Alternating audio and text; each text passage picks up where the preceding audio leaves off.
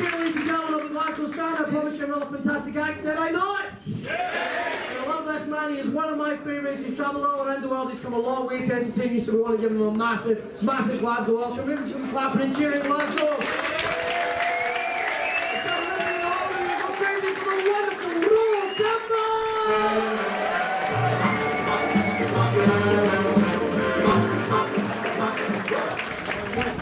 Oh, what a treat to be back in Glasgow, man. Oh, I can't tell you. Oh, I've been all over this time last week I was in a little place called Singapore. And I'm just happy to be somewhere where I'm allowed to chew chewing gum again, guys. Because I don't know if you know this, but Singapore is the only place in the world where chewing gum is illegal. I just had to spend 5 nights in Singapore. I'm addicted to chewing gum. I don't know if anyone here has ever flown into another country with 6 packets of Wrigley's up their arse. But it's actually pretty terrifying. Especially when 3 of the packets are airwaves.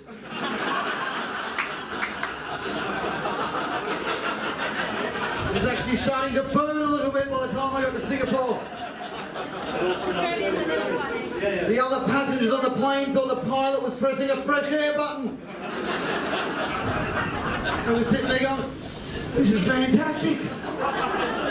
Why don't they do this on every flight? My bowel has just cleared up, this is great. And then I got to Singapore airport, right, one of the eagle-eyed customs officers, he must have been able to sense my guilt. As I was walking like this.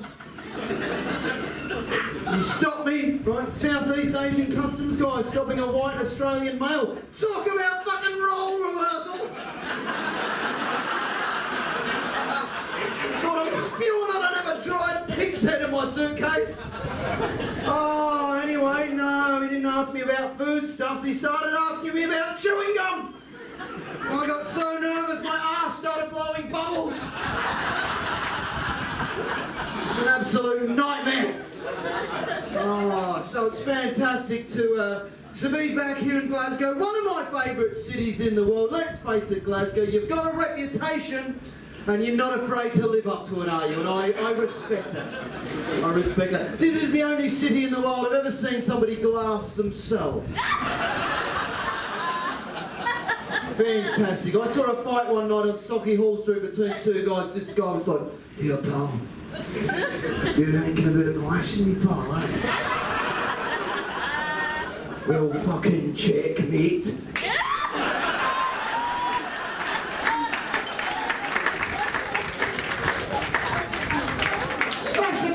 Over his own head. That wasn't even the funniest bit, by the way. The funniest bit was when he looked around at everyone like he was some kind of tactical genius.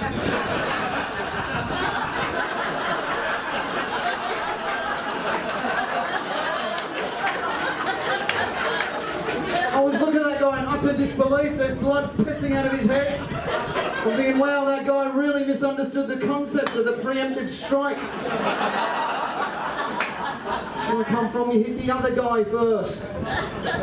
Oh, so it's nice to be back in Scotland, guys. I am from Australia originally, just so you know. I've lived in Scotland for about 12 years now. Thank you, that is better than the normal reaction I'm used to, which quite often is just people staring at me. I'm getting increasingly angry. Sometimes I even yell, where the fuck are you all living this fucking shit all for me? Those kind of people don't understand me. I love living in Scotland. It's for a lot of reasons. It's the only country in the world that I've ever been considered to be tanned and athletic, so that helps.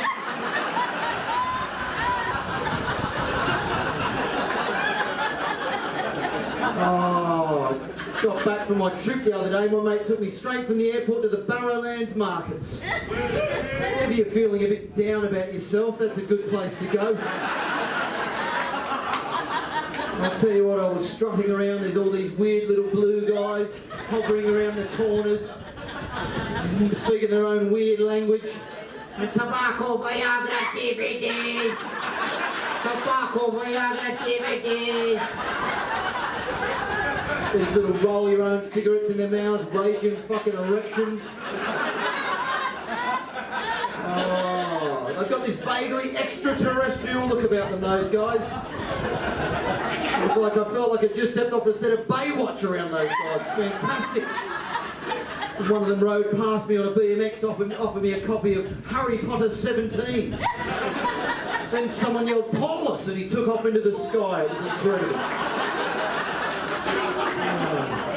I mean, the shit you can buy at the Barrowlands markets, I can't do. I can't tell you how long I've been looking for a broken remote control. For my 1987 Kenwood Ghetto Blaster, but I'll be damned if there wasn't a whole shed of them there at the Barras. There's a tombstone stall at the Barras, guys. A tombstone stall. Not traditionally an impulse buy in any other city in the world. Generally speaking, people are not strolling around markets on the weekends and suddenly remember they've got another dead cunt to commemorate. Hey, we could do with a tombstone and all, eh? Stevie's dead, man. Stevie's dead? Fuck you on about, man. Stevie's no dead. I'll have fucking 50 quid on Wednesday, man. Died on Friday, pal. Fucking bastard!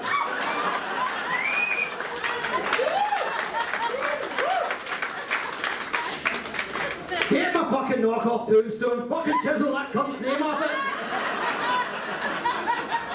How's it so cheap, mate? Oh, it's a fucking Hunt's tombstone.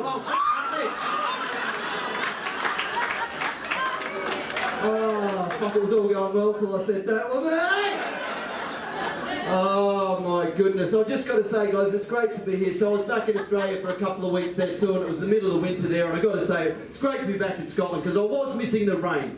I was getting a bit sick of that midwinter heat down there in Australia.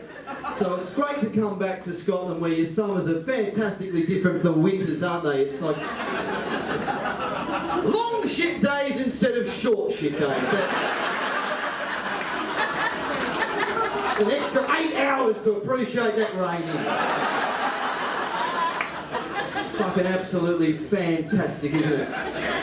Oh, God, I'll tell you what though, I do like it though, because the thing is I come from a drought-stricken part of Australia where it has not rained properly in 9 years, right? I've spent this week filling up bottles, right, and sending them back home.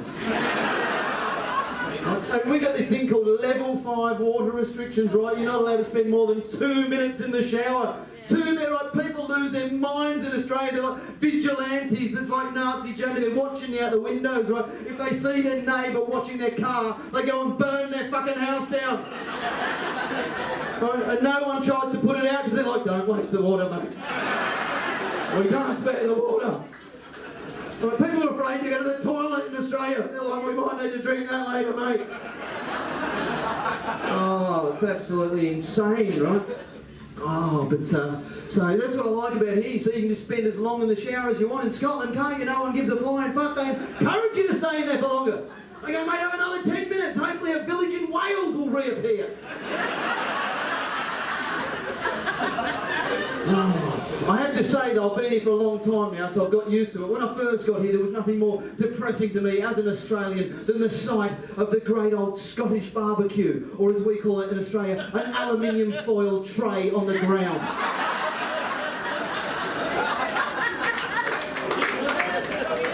I mean, in Australia, we take great pride in our barbecues. They are permanently built establishments. You have to seek council planning permission. Our grandparents live in the basement of our barbecues. It makes cremating them cheaper and it adds flavour to the meat. The first time I saw a barbecue here, I thought, you're having a laugh, aren't you? I said, if the meat is bigger than the thing you're cooking it on, it's not a fucking barbecue. I said, if it can be destroyed by a tennis ball, it's not a barbecue. Although I have noticed that you've designed them to float, so that's clever. The primary purpose of a Scottish aluminium barbecue is that you can pick it up in a hurry and run with it when the fucking rain comes in. So that's absolutely fantastic. So it's lovely. This is literally one of the best comedy clubs in all of the UK, and well, I was hoping by now I'd get to say independent Scotland, but there you go. Just so you know, guys, this club is owned by an elected member of the SNP. He's down in Westminster now, Tommy Shepherd, and anyone that didn't just cheer that will seal off the doors after the show and gas you. So Just a little program we've got going on there. You fell right into my trap there, didn't you? So, oh, it was exciting times, the referendum. I loved it. I did get to vote in it because I've lived here for a long time. And I'll be honest, guys, I mean, you know, it's been a little while now. I'll be honest with you. I voted yes in the referendum, okay? I didn't read a great deal about it, guys. I didn't give a flying fuck. I just wanted to see if Scotland could win one thing ever.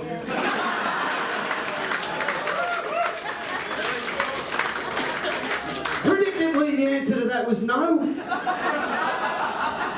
I just wish you'd believe in yourselves a little bit more, Scotland. I do, because that's the problem. You've been in this abusive relationship for too long. It's like you're going out with a psycho, right? England always undermining you, telling you can't do things on your own, that you're not good enough, that you couldn't afford it. It's like every fucking damaged relationship I've ever seen, right? And it drives me. And English people make it all about them, like every psycho partner you've ever met. They make it all about them. They go, oh, they fucking hate us, the fucking jocks, don't they, the fucking sweats? They fucking hate us.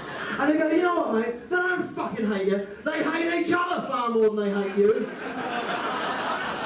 Just don't get cocky with that information on a Friday night in Glasgow, because I've learned that two Scottish people who hate each other will still collaborate to beat an English person dead.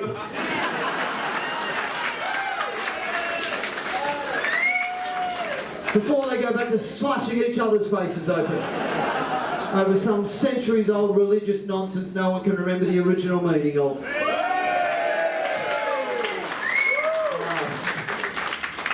Oh my God, you guys are a lot of fun. But seriously though, I mean, oh God, that drove me fucking... Listen, I first, you know what drives me nuts, because I honestly think that a country with this smaller population, this many natural resources, you know, and people go on about the oil, fuck the oil, the oil's going to run out in 20 years, right? You've got the water, you've got the wind. I mean, the fucking wind in this country, if it was America, you'd have to name it every other day. You'd run out of names. You don't call it a hurricane in Scotland, you call it a bad day to hang out the washing.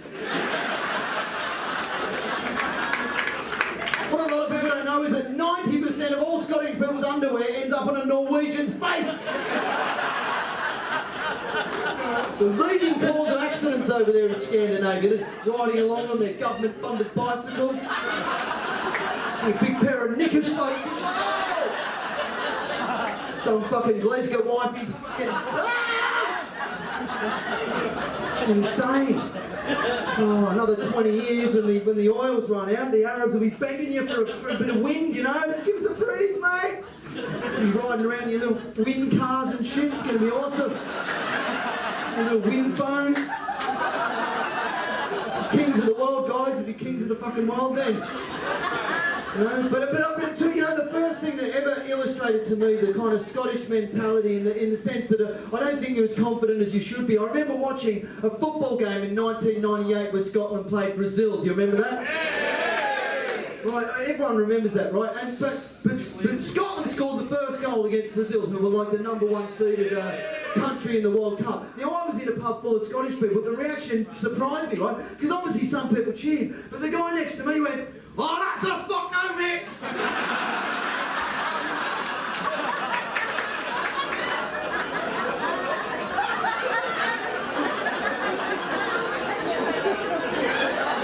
I said, mate, you just scored a goal, mate. I said, oh, that's going to piss him off, mate! We went with revenge now! We're fucked! Oh, no, it's impossible. Oh, I'll tell you why I voted yes. I just wanted to have a party!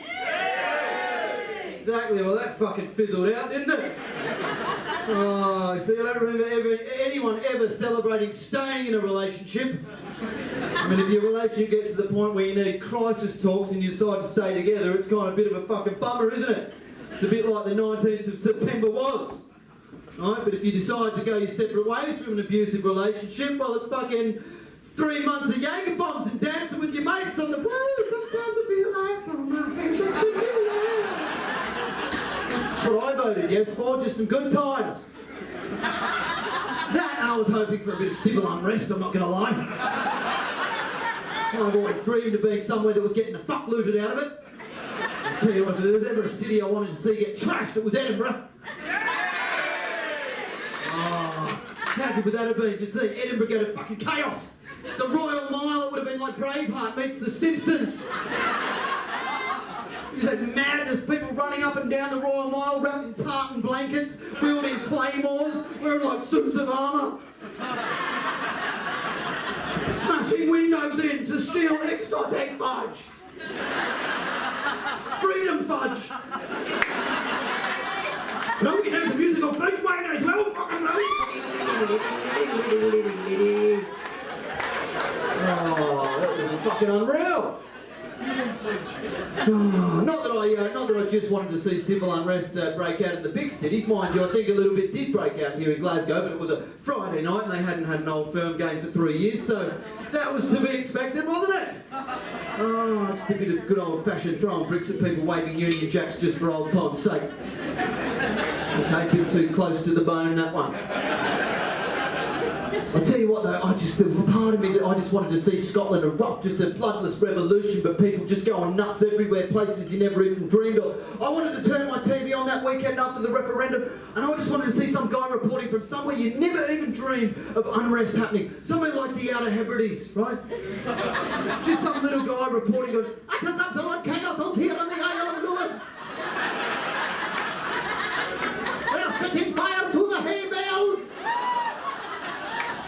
They are looting the barns for fertilizer. There are teenagers running down the lanes with 54-inch farmyard animals.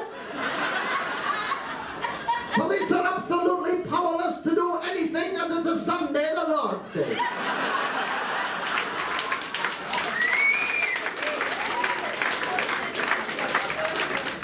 And the police don't work on the Sabbath around here, boy.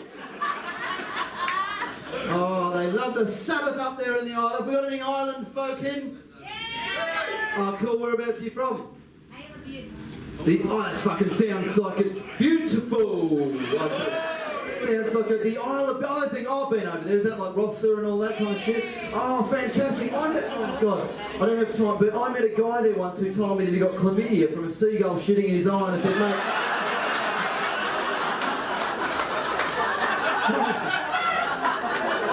Mate, if your wife believes that, I said, don't ever tell any other women that, mate. I'm saving that excuse myself. You'll never believe what happened. I was in Aberdeen, got mugged by a seagull that shat in my eye. Oh, fuck, I was in Aberdeen once and this seagull just swooped down and ripped the needle straight out of my arm, and I thought... I was just about to start enjoying this place.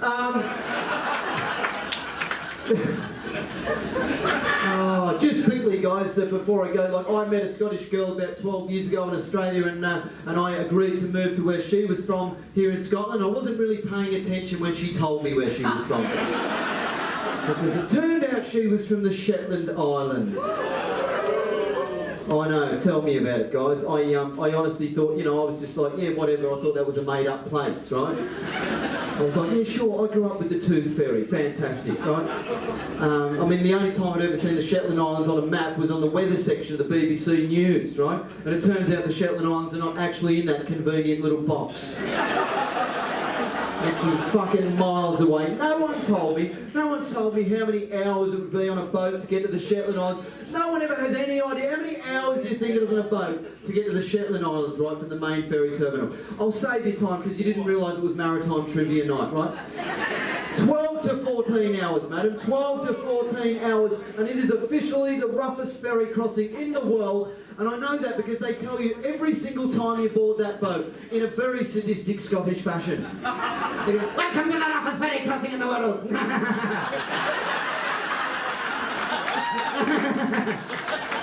The bar's open all night, you prick. Oh, fucking hell. The first time I took that boat, right, it lived up to its reputation. It was fucking insane, right? It was fucking boats all over the place. Everyone's big, strong, fucking Shetland men staggering around the boat, being ill in the fucking corridors, tables flying everywhere. The second time I called that boat was on the way back. It was calm like a lake. Everyone still staggering around, vomiting everywhere. Well, apparently that has nothing to do with the conditions at sea, as it turns out. Oh my God, but I tell you right now, right, funny old place, the Shetland Islands. If you haven't been there, right, it's a great place, you know. It's the world's #1 destination for people who are scared of regular sized horses. A lot of people don't know that, right? And all the guys up there are tough. They work on fishing boats, they work on oil rigs. I remember once I saw 2 fishermen beating the shit out of each other right in a pub in Louderwick. And someone called the police, right, because this guy was getting hurt. Terrifying when the Shetland Island police rode in on horseback. Telling everyone to clear off. What are you going to do, pony boy? Then they set the vicious fuckers onto me, right? Oh, it's crazy. But I'll tell you one thing, right? If you are struggling in your love life, you could do worse things than book yourself onto that Shetland Island ferry, because I'll tell you right now, there is something about 40-foot waves, 100-mile-an-hour winds that will turn any man into a regular maritime porn star. Okay? Just want to make sure you're with a woman. That's what I'm saying. Oh, it doesn't have to be a woman. Hey, fuck, it can be 2015, right? I'm going to go to America and try and book gay couples onto the Shetland ferry, because I'll tell you what, they're never going to have better sex than that fucking thing. The middle of the North Sea, the best thing is you don't have to do anything, right? As the bloke, as long as you can hold on to your partner, the boat does the rest of the work for you. So every time the boat goes up the fucking... Never seen a woman go wild and crazy like that before in all my life. That is the only time I've ever seen a woman have a multiple orgasm and projectile vomit at the same time. Apart from a girl I slept with in Dundee once, but that was a bit different. She drugged her own drink, that was it. She actually got offended when I insisted on wearing a condom. To be fair, it was on my fingers, but you don't want to be too careful. You guys have been great on the Ro Campbell.